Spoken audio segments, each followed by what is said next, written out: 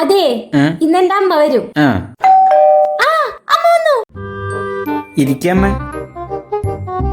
എന്താ മോനെ, നീ തമിഴ്നാട്ടിൽ പെട്ടെന്നൊക്കെ കേട്ടല്ല?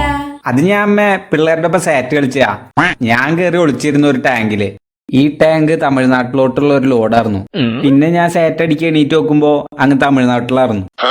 പിന്നെ ഞാൻ ഇവരെയൊക്കെ അങ്ങോട്ട് വിളിച്ചു വരുത്തി ഇവരെന്നെ അവിടെ കൊണ്ടുവന്നു.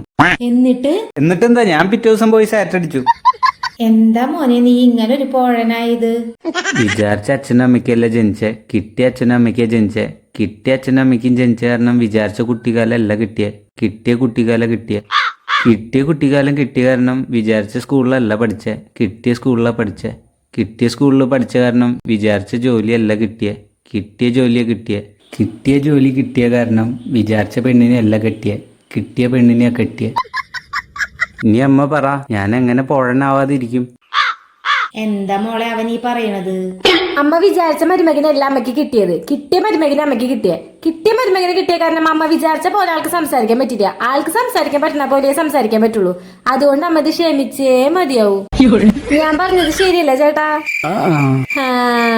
അശ്ശോ ചേട്ടാ, ചായ ഉണ്ടാക്കി ഒരു പാക്കറ്റ് പാലും ഒരു പാക്കറ്റ് മിച്ചർ വാങ്ങിച്ചോണ്ടാ. പിന്നെ എന്തൊക്കെയുണ്ട് അമ്മ വിശേഷം? അമ്മ ഇരിക്കി, ഞാൻ ചായ വെച്ചിട്ട് വരാം.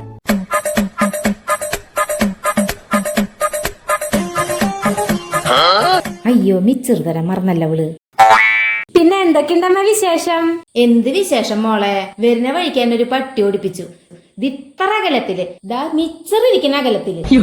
അയ്യോ, അമ്മക്ക് ഞാൻ മിച്ചർ തരാൻ മറന്നു. ഇതൊന്നും വേണ്ടിയിരുന്നില്ലേ മോളെ?